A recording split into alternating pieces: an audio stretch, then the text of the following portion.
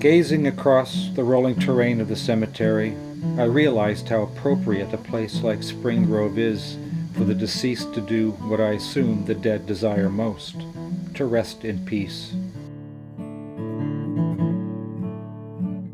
I suppose graveyards in general are known for having atmospheres in accord with, or even encouraging, solemn reverie.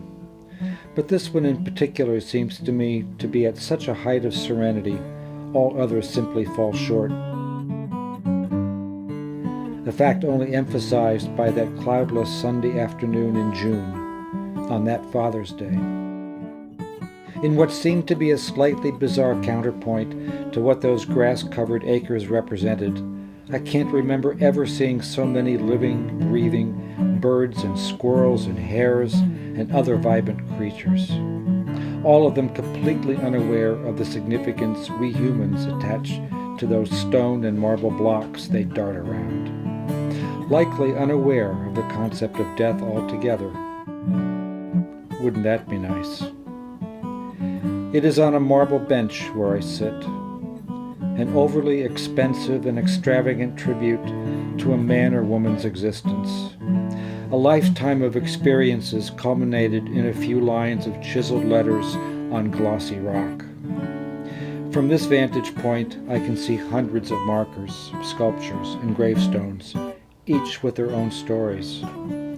But there's only one with any significance to me. At first glance, this one seems like all the others around it. To me, it looks bland, and a little smaller maybe. That's only appropriate, I think. It seems like some sort of emotion should be swelling up inside me. Grief, regret, sorrow, anger, or even happiness. But there's nothing. How can that be when the stories and experiences those grooved letters represent are so much a part of my life? Or were a part, I should say. In the distance, the gargling hum of a lawnmower carries in the breeze. I find myself being drawn into its gentle rumble. I came to this place to mourn, but in order to mourn something, I must first have a feeling of loss.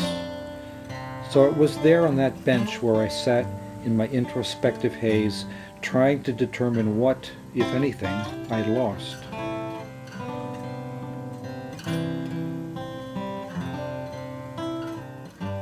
Our relationship was always bittersweet. Not that any relationship isn't. I think our bitter and sweet was just more polarized than most. Although one common ground we shared, the one thing neither party will dispute is that we both did what we thought was best for me.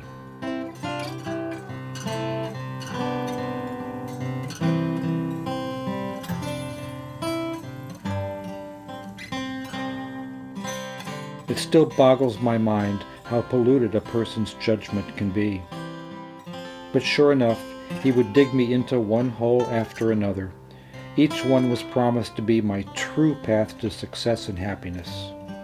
It's really my fault for allowing myself to be controlled like that. And I'm sure any harm done was unintentional. He just didn't know any better. Yes, he meant well. At the same time, the road to hell is paved with good intentions.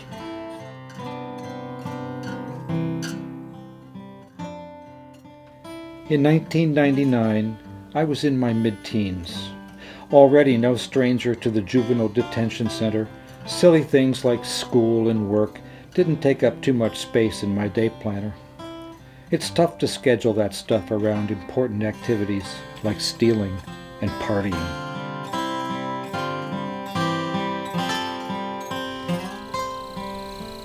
One day, with a duffel bag packed full of clothes and a determined look at the front door, my father asked, "Where are you going?" "I'm moving to Pittsburgh." "No, you're not," Dad said, blocking the door. "Yes, I am."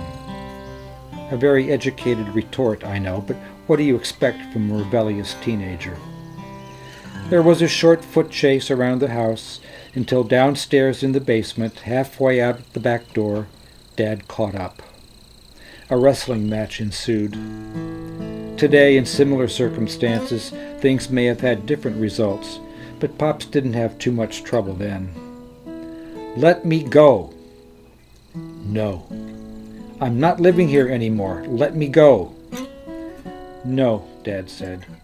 "I will never let go." And then there were the robberies.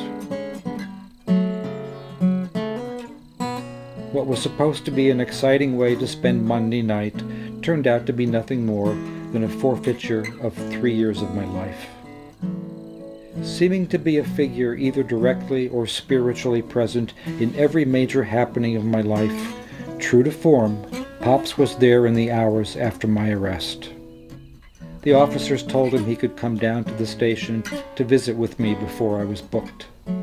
So there I sat, ashamed and, I reluctantly admit, terrified 17-year-old kid when Dad comes in with 2 sodas and a bag of McDonald's. For over an hour we sat there talking and eating chicken nuggets. There was almost no mention of the robberies. We did our best to dance around that topic, instead talking about movies or memories. Casual bullshitting. I suppose we both knew that these were our last moments together as the father and son we were then. We did our best to spend those last minutes together with as much normalcy as possible.